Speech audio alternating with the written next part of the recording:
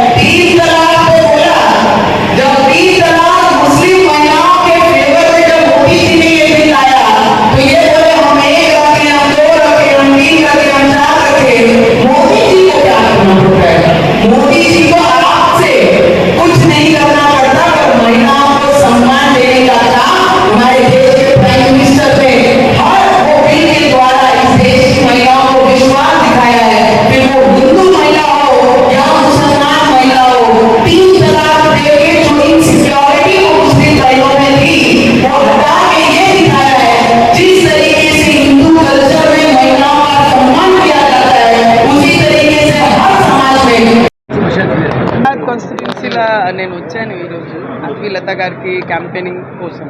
అందరూ యువ एनर्जी ఇక్కడ చూసిన తర్వాత एक चीज़ बहुत क्लियर हो जाती है कि माधवी लता जी जिस तरीके से शेरनी बनकर एक खानदानी परंपरा के सीट पर लड़ रही है और कांग्रेस भी एक डमी कैंडिडेट देते हैं एमआईएम को सपोर्ट करने के लिए, जिस तरीके से वो काम कर रहे हैं, मुझे लगता है अपने घर में तो कुत्ता भी शेर होता है, दूसरे के यहाँ से लड़के ओवैसी जी ने देखना चाहिए कि असली ताकत क्या होती है।